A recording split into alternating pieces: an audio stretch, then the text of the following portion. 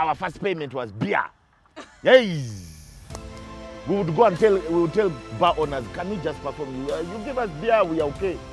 So yeah, it's been a journey. When did the money start trickling in? The money started coming in 2011. That's what I can say, 2011. But the good money started coming in 2013. 2011 was the money for survival. You know, for fuel, for food at home, for rent.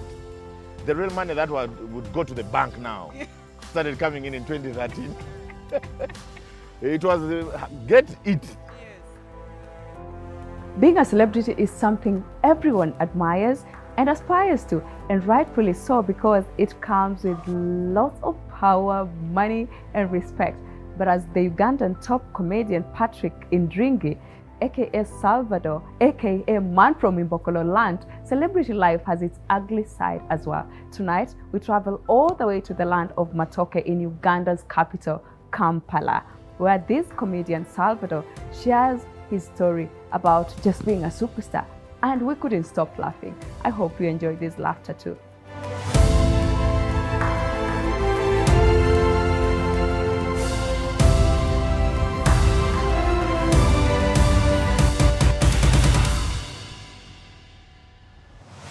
Patrick Indringi. Have you ever seen a person, they put on a weave so bad that when they call her and she turns, the weave remains in the same direction?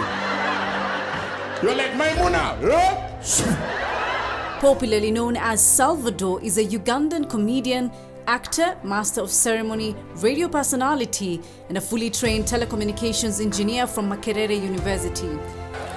It's nice, eh? I'm funny. We are just getting started. The man from Ombokolo, as he commonly referred to himself, was born in 1985 on Valentine's Day. I come from Uganda, a village called Ombokolo.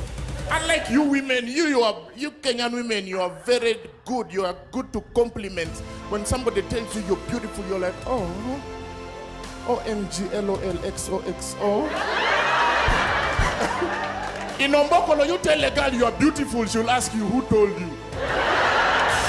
His breakthrough came when he performed in Night of 1,000 Laughs in Nairobi in 2012 and 2013.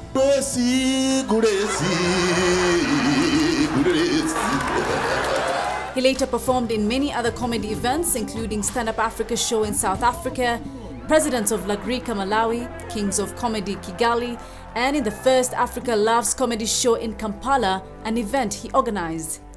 See the money people. These ones we know. The ones making noise. In 2017, he formed an events company called Sheer Solutions Africa. He would later organize and performed his second one-man show called Man from Ombokolo 2. Salvador, that was tremendous. Last year, Salvador started a new show called The Salvador Show, which premiered on Pal Magic Prime on DSTV. So the reporter will be like, oh my goodness, this is serious. People have lost their lives. A Toyota Harrier knocked a truck carrying sugar. And as you can see, there are so many people. So the reporter will be the one looking for witnesses. Most of them will be there looking for the sugar. Where is the 1 kilogram? Today, our host Parcel Telewa travels to Kampala, Uganda to meet the funny man Salvador, who shares his journey, his family, and how he manages his celebrity status.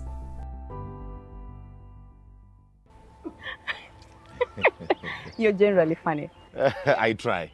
If that's trying, then it's extreme. Why do you call yourself man from Imbokolo? Because that's where I'm from.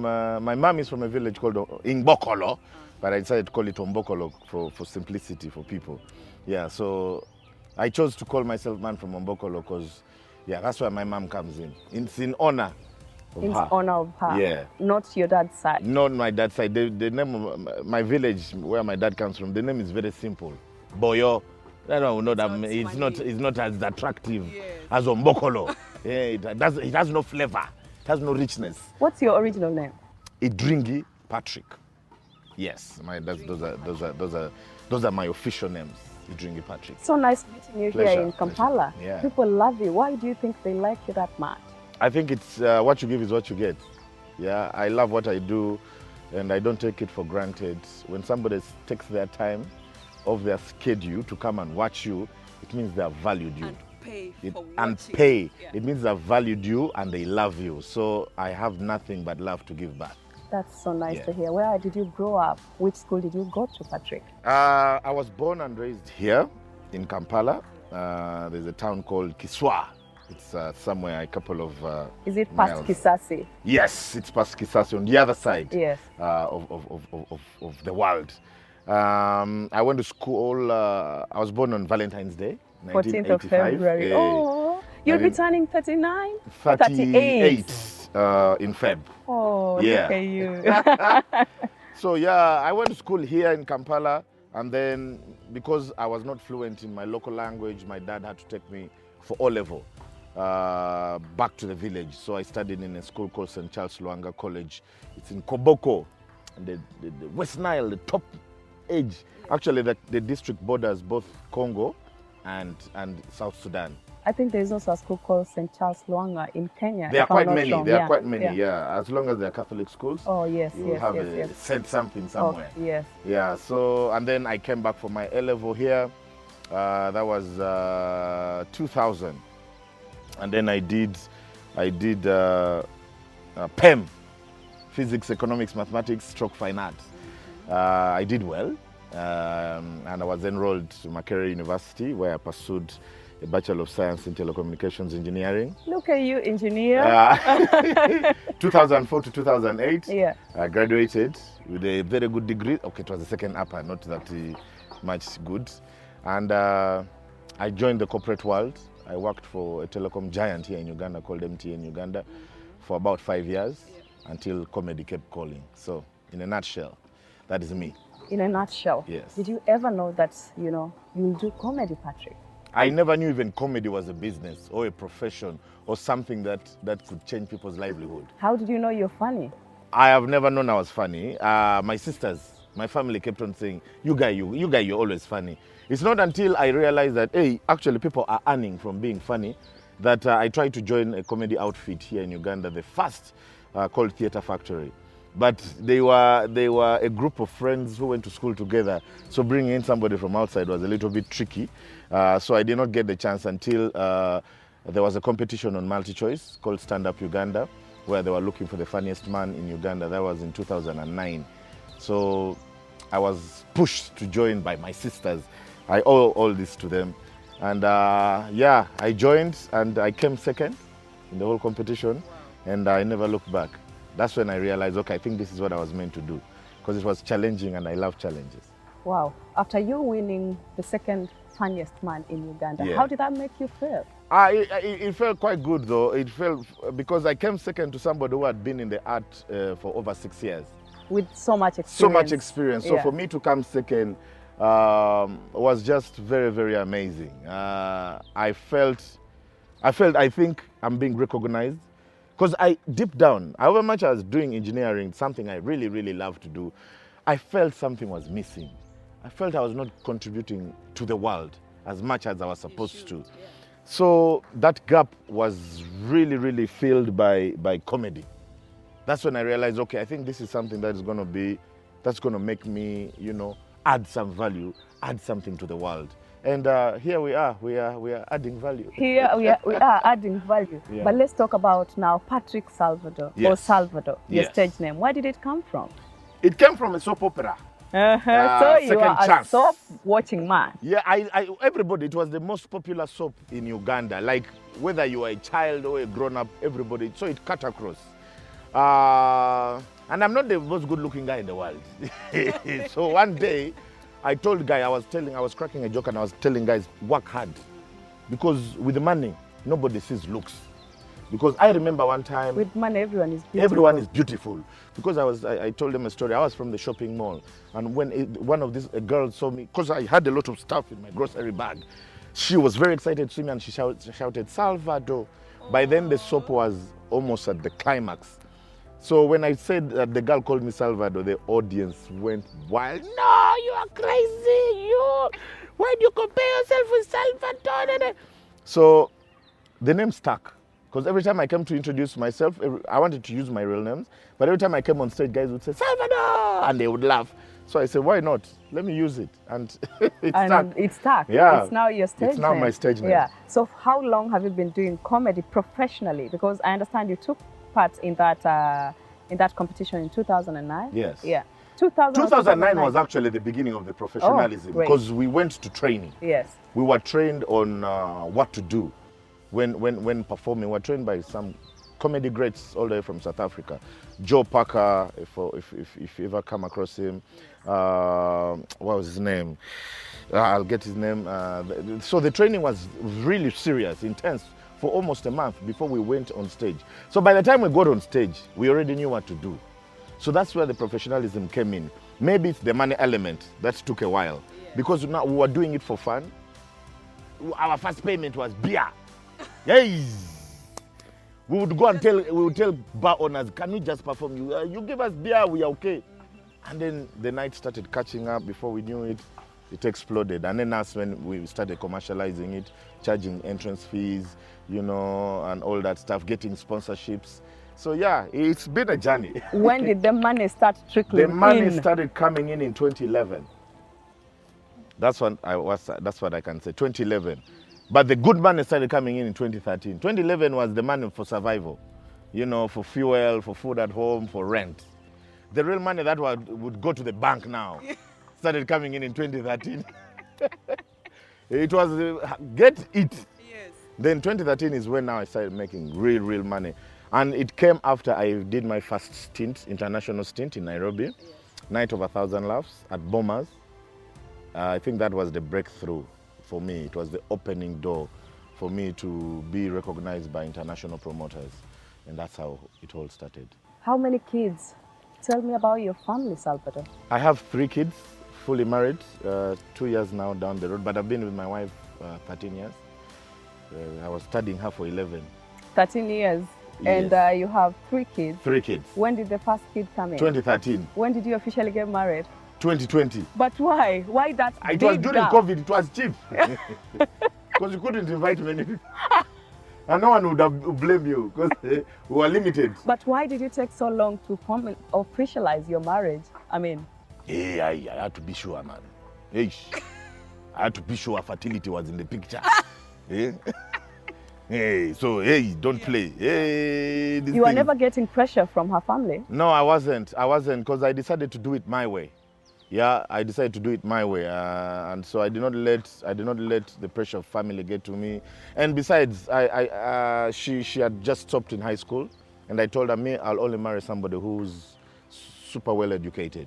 And then so I enrolled her back to university. She first did a diploma, then she did a degree. Now she's done her master's, and now she's content, and I'm happy. Tell me about you supporting your wife through I her actually education. proposed on her graduation day. Oh, look Yeah, at you, when she was I wearing kept the my gown. I kept my promise of marrying an uneducated woman.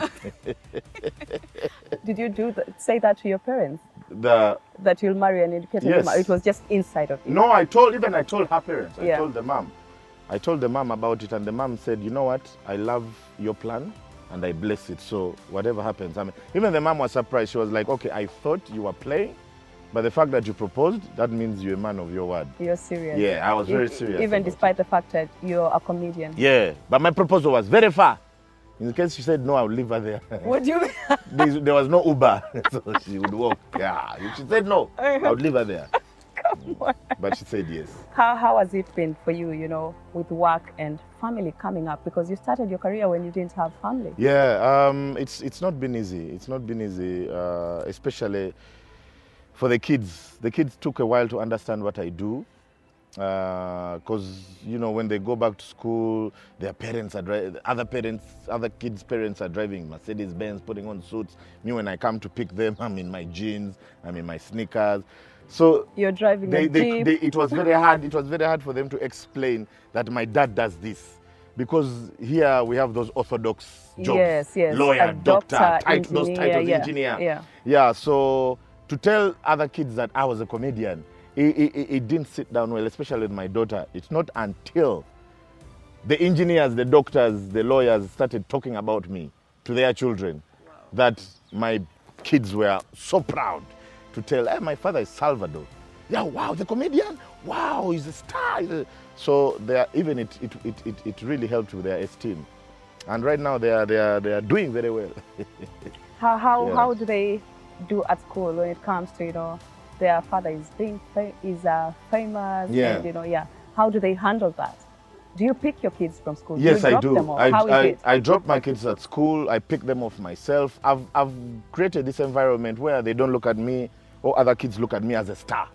They look at me as a parent of one of their friends. They respect you. They respect me in that accord. They do not, because I don't move with security. I don't move with gangs. I don't move with fellow celebrities to create this impression that I'm important. No, I go by myself, pick my kids, and then I come back. So they won't be coming to you. We need a selfie. We need no, this and that. Because they see me every time. They're used to you. They're used to me. Yeah. I've given that environment whereby I am a parent. I'm not the one they see on TV. On TV, I'm a different person. But when I go to pick my kids, when I go for the teachers' parents conferences or students, what are they called? Days where they do sports and everything. Yeah, I'm a parent. They look at me as a parent. Of course, the attention is there, especially those sports days where everybody wants to pick on you.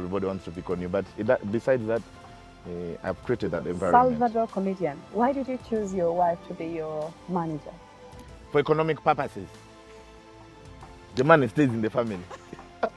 The money is not going outside. It doesn't have to go out. It stays there. And the good thing is she knows when we have money and when we don't have money. Yeah. When there is no job, we don't have money. And she knows. And now she has started to understand there are some jobs I do pro bono.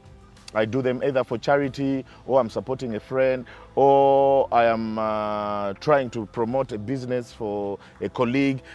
And then, because some of the shows are big, when she sees me there on them, those days, she would be like, oh, money is coming. And when I go home and I say there's no money, she would not understand. But now she's understanding how I do my work. So she's appreciating, every day. Besides the money being within the family, what challenges have you faced as her being your manager in entertainment business? I do not know when she's manager and when she's my wife.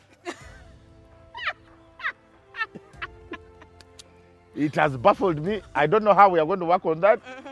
Because when she messes up, when she negotiates a bad deal and I get mad and I want to now address my manager, she turns into my wife.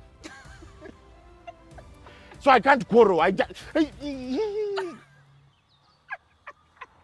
Yet my previous manager would quarrel. Yes. But now I can't. And every time she does a good deal, she wants to be paid like the manager. Hey, this woman. But because she's working. But when she messes up, she does a bad deal, and then I get mad, and then I try to. And you know when I know she's wife mode when she starts, babe. You know there is. But when she's manager, she calls me Pat. Oh. Pat this. Then I say, hey, manager. When I start calling, but babe, I say, hey. Now the awkward drive back home. You don't know who's annoyed. You're not talking to each other. You're just there. Are you the manager now or the wife? So it's been tricky. When now husband and wife are in business, what happens to the kids? What are the challenges you guys face? That is the beauty of having an extended family. We have a strong support system in our family. Either my family will come over or her family will come over. So the kids have always been taken care of. Yeah, it's staying away from your kids for even 2 days is very painful because they're a joy. Like for me, every time I have to spend with them, I spend it with them. So when we are away, most times we go away 5 days a week, 10 days, and it becomes too much. So that's the only challenge they're missing. Yeah, but with school, when school was there, because now holidays is hard, but during school, at least school would cover for majority of the time when you are away. But now during holidays, it becomes tricky when you are away for a very long time. They fall sick, most of them. Every time they see us pack in the suitcase, they sit down and have a meeting and they say, who's sick? Who's falling sick? You, get flu now. Not malaria, you may die. So that we can't go, but we have to go because that's how we make the money. So I think that has been the biggest challenge. But taking care of them, being loved and everything, the family do handle that. How? Tell me about your mom and dad. Are they still alive? Yeah, they're still alive. Yeah. I built for them somewhere. Not We are far close. from here? Actually, my whole family is close to each other. Oh, great. Yeah. My brother is the manager here. Oh, at your Works here. business. Yes. Your sisters, brothers, how many are you in the family? We were 8, but one unfortunately passed on. Sorry. So was 7. My How many sisters, girls? How many 3 boys? girls. Yeah. Supposedly 5 boys, but now we're 4. And God is looking out. God is looking out because at least it's been challenging because I was the family provider. Yeah. It's been a very long time since I was taking care of everybody almost. But now my brother got a good job at the bank, and then my younger brother, our last born. Cheers to the guy who got a job at the bank. This is how we toast without a drink. Oh, okay, Yeah. okay, fantastic. I've learned something new. And my 2 sisters are in Canada. Wow. And yeah, like I said, God is looking out. It's been a while, but at least, you know, God's plans can never be rushed. So Let's talk about, besides comedy, I understand you have a number of other businesses here and there. Tell me about them. Yeah, I own an events company. We mostly do my shows, produce my shows, but you know, corporate parties, weddings, we are in there as well. And I think that's the one which is doing well, the business which is doing well. The rest, I must say, because I love, like the bars, I just love to do it. You know, when you want to relax, you come and sit with your friends. You need a place to relax. You need a place to relax, where to have our meetings from. You just come and relax, and yeah. And then the farm. Yeah, you're a farmer too. I love farming. I love. Is it because you love food? Yes. How did But you I know? can see the body. And I love organic stuff. So Yes. most of my stuff comes straight from the garden. Wow. Yes. I don't like junk, unless I am drunk. Junk with alcohol go hand in hand. Yes. Yeah. So yeah, those are some of them. Yeah, but I'm venturing into other things that have not yet matured. But we hope one day they will. Yeah, I'm so interested also to understand that you're not just a Ugandan comedian. Yeah. Things opened up for you. Yes. And there's a number of countries you've been to across the globe. Tell me about which ones are your favorite countries? And I understand Kenya is home for you. I always feel different. I feel special when I'm in Kenya because it's like I was born there and I was adopted by Uganda. Yes. Because the love is genuine. People. I don't usually pay for drinks when I go out in Kenya. Look at you, because you have buddies in Kenya. But here I buy for people. In Kenya, everyone wants to buy for you a drink. It's like an honor, and you know you can't say no. I think that's why I became a drunkard, because I cannot say no because they will feel offended. But Kenya is something. Kenya is beautiful. Kenya is. That was my breakthrough country. What is your Kenyan name? Mwai. Why Mwai? Mwai is related to success. And you Mwai like Kibaki.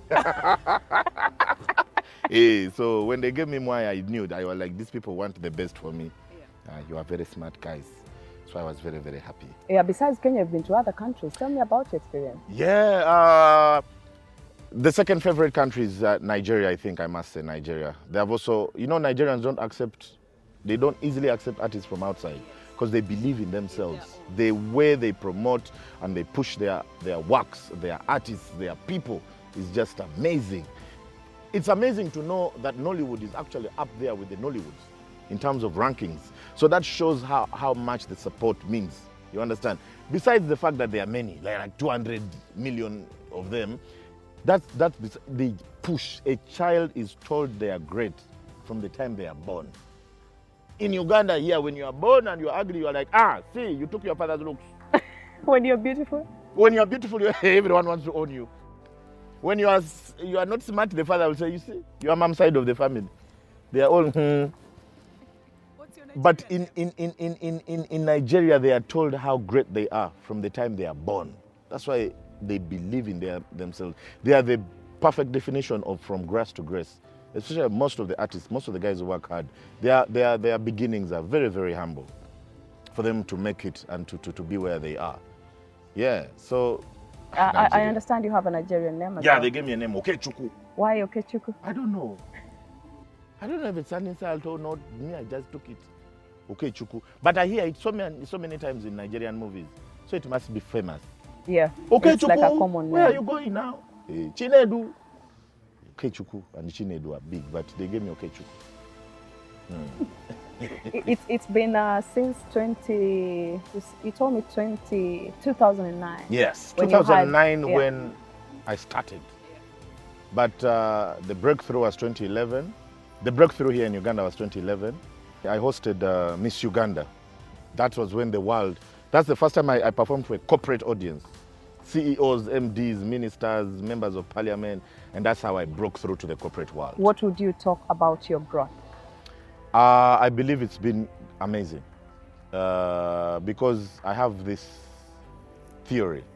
I perform like it's my last. Every performance I have, whether there are 10 people in the audience or 50 people, I give it my all like it's going to be my last performance.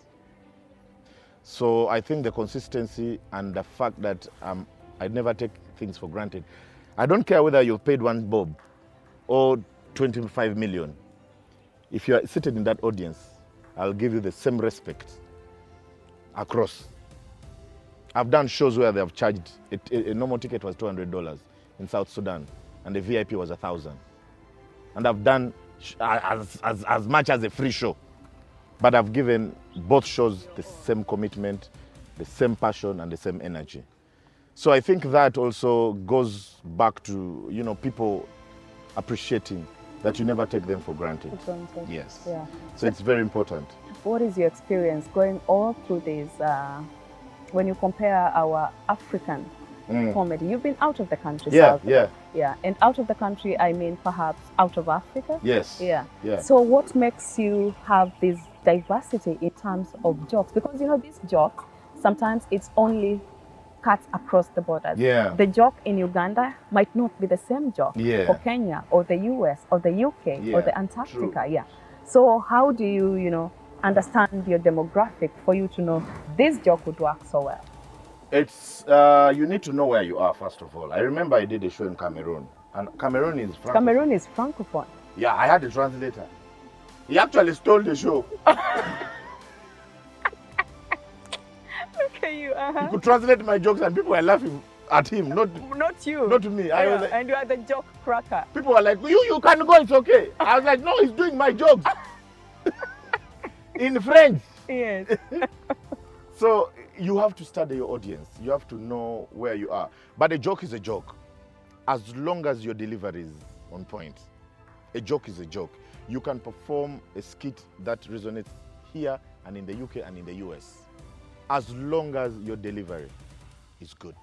Your friends told me a joke is a joke for you because you are already funny the way you look. Hey, meaning what? I'm funny. Funny. you are funny. Can be something else. But also, the looks also complement the joke. It's easier when I make a facial expression. Before even I talk, somebody will know what I'm going to talk about. Like when I talk about constipation and I make the face, somebody who's experiencing it at that time will resonate with me. We connect. So it's all about the connection. Your facial expression and whatever you say with somebody who's listening. Yes. Has there been a time when you wished you were in a different setup, different environment, to have people love you the way they love you outside there? There was a time when Uganda, for instance, shut down all internet access. Do you remember? Yeah. How did that make you feel? And how does that affect your business? Oh, it did affect my business because at that time we were so big as influencers. We were earning a lot of money from posting on our social media pages. So when they shut down the internet, I hope they are not listening. No, they're not. When they shut down the internet, it really affected us financially, especially, and also connecting with people. It became very, very hard. Very, very hard. Because other people did not understand why we didn't have internet. So somebody trying to reach you on WhatsApp could not. Yes. It became really, really painful. It became hard. We lost. Those are businesses we can never recover again. Because once we came back, companies learned how to influence for themselves. Yeah. Because without us, they looked for other ways to push their products. And then when those ways worked, they didn't need us anymore. So those were opportunities that were lost. It was very sad, but Yeah, we are not the ones in charge. Yeah, it was very sad, but in a way, you know, it opened new Yeah, thinking. yeah. Let's talk about you. From an engineer, how do your parents feel when you diversified and they thought, this guy, we took him to school.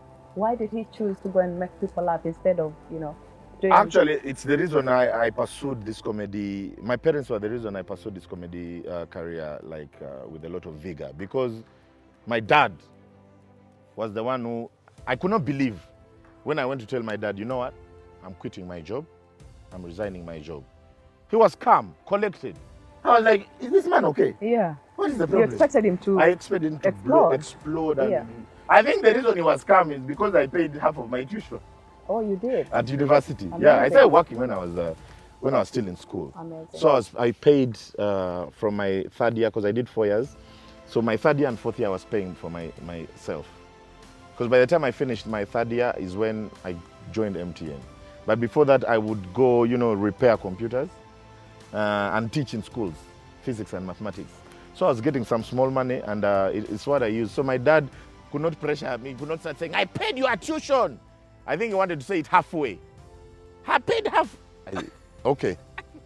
He stopped there. Said, so, are you sure this is what you want to do? My dad was calm, and he asked me, are you sure? I told him, Dad, ever since I joined this company, I've worked for 5 years. What have I done for you guys? He said, but if you believe that what you're going to join is going to work, please, the good thing, you have your papers. If it doesn't work, you can still always come go back. back, Yeah. When my dad said those words, I said to myself, no matter what happens, I have to make this work. As a parent, what And- did that make you learn? As a parent, I am now very, very open-minded about what my children ask. And I try as much as possible to support them. But at the same time, re-emphasizing the fact that education is important. I will support anything they want to do on the side. For as long as they know how to balance, it's not easy to balance. If they keep their grades in school, okay, they can do whatever they want to do, and I will support them, regardless whether it is the dancing, whether it's choreography, whether it's comedy, whether it's music or soccer, any sport. Well, as long as they are happy, because their happiness is the most important thing. Growing up, did you ever know that you'll ever become what you are right now? Never. What did you envision of your I life? did not even envision anything. Because we were poor. You are just going. So the only thing we were seeing ahead was death. Poverty. Yes. You can't see, you know, when you are poor, you can't see a future. You can't see a future. It's very, very hard for you to know that in this I'm going to do this. It's when an opportunity presents yourself. That's when you say, aha, now I've seen this opportunity.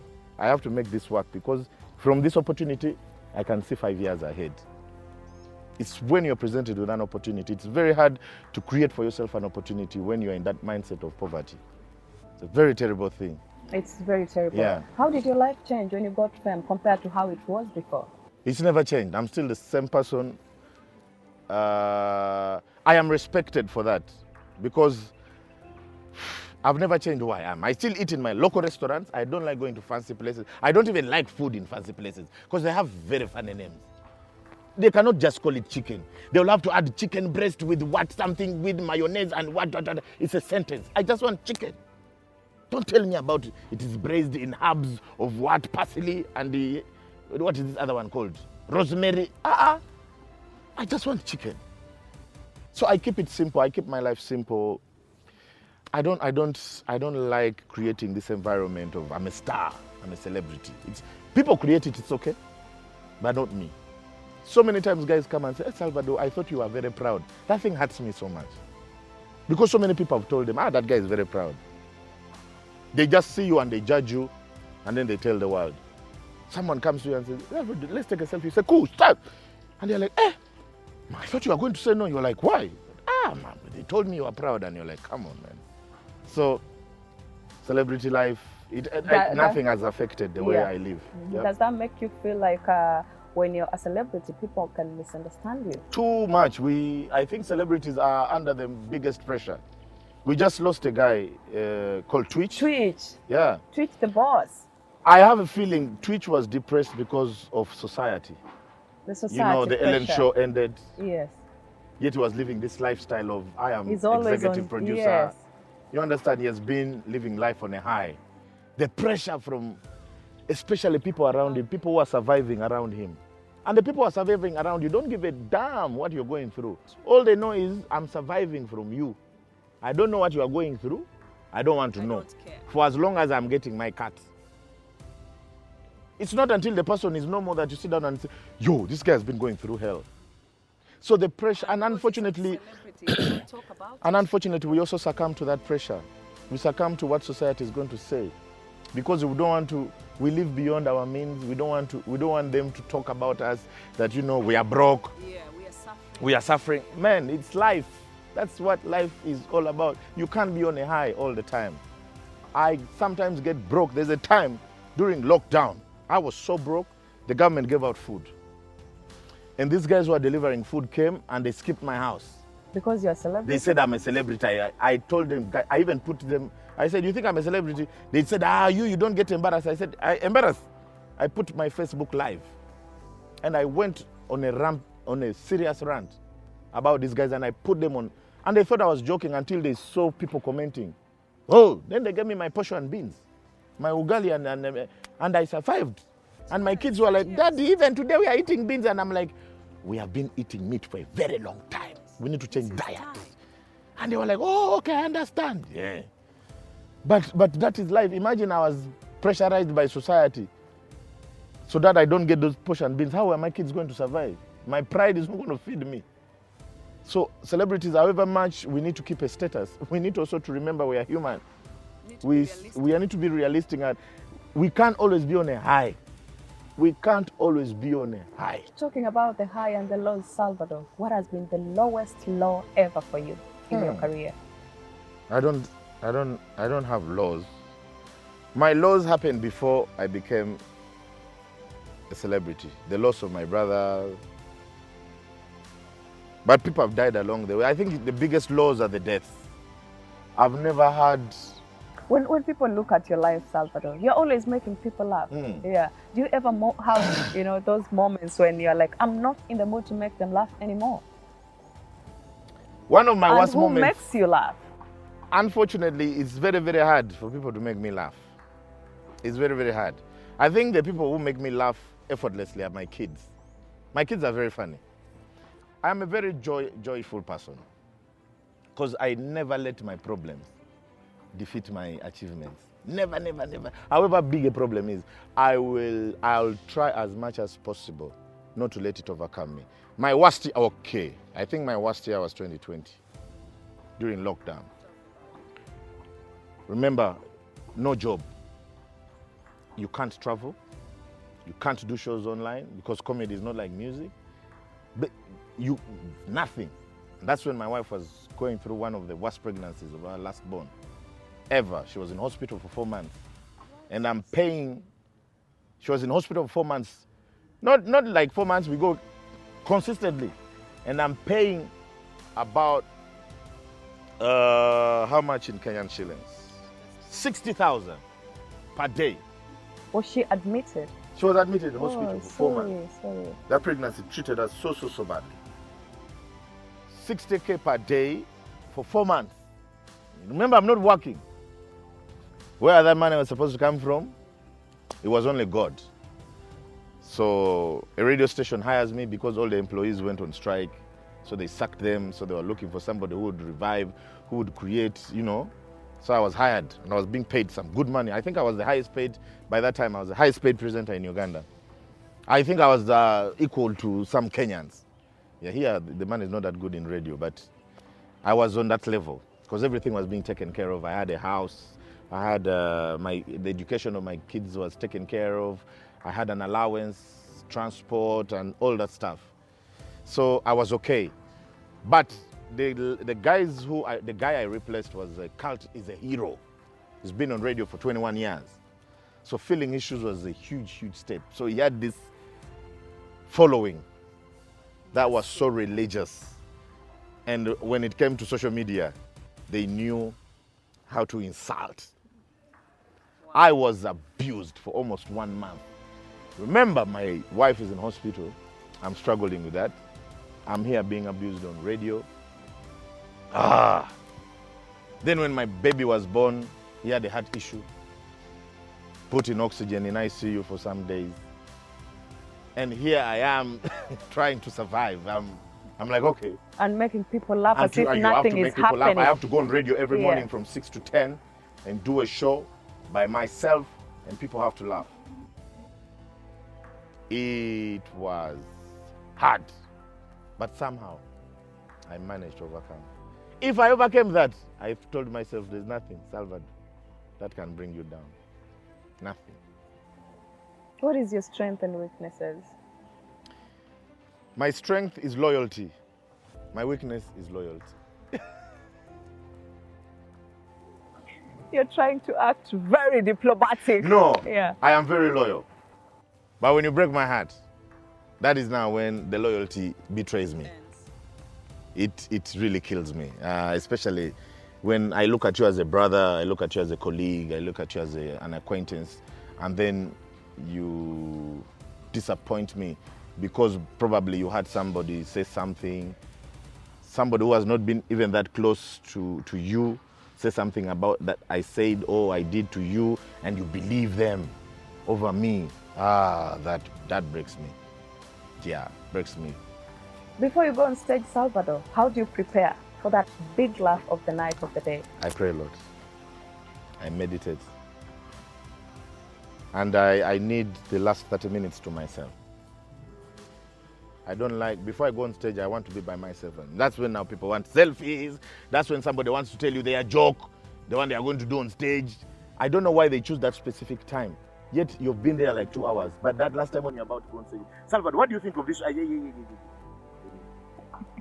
Thank you so much for your time, Salvador. Yeah. I wish you a good evening, and I hope we can meet up sooner. Yeah, definitely. Definitely. I just baptized you to Globe Traction. Ah, So okay. allow me give you these little bits of presents. Ah. I'm hoping it will pass through your tummy. Me too. Because I am size I hope triple it fits. triple XL. I hope Globe it fits. So Traction. that's the name of our show. Okay. Yeah. Globe Traction. Yeah. Ah. Let's Dear Jesus, help me. please. And you can breathe in. Tummy tuck. Oh, not too bad. It's not bad. Yeah. But it's for the cold Kampala night. Woo! You know? Yeah, looks Yeah, beautiful. Thank yeah. you. Thank so you. much. You're Appreciate welcome. it. Look at me You're welcome. in a hoodie. Yes. Yay! Yep. I can just get rid of this if Yeah. you let me. No, how will they know it's new? Leave it. They have to know it's brand new. They'll walk. Oh, look at you. Thank you. Thank you so much. What a story. There is so much more to Salvador as shared, but that's all time could allow us for you today. Not to worry though, log on to www.ktnplus.com for the full interview, and thank you so much for watching Globe Traction. Tune in again next week and every Saturday at 8:30 p.m. Kenyan time, only on KTN News, so that we can share this conversation on what's happening across the globe. If you have a story you'd like to share, or perhaps want to partner with us, write to us through globetraction@standardmedia.co.ke, or you can DM us on our social media platforms @globetraction, or give me a follow on my social media platforms @Pasil on Facebook, Twitter, Instagram, YouTube, and TikTok for more of behind the scenes and videos that you can enjoy. Until next time, I hope to catch up with you again, same time, same place.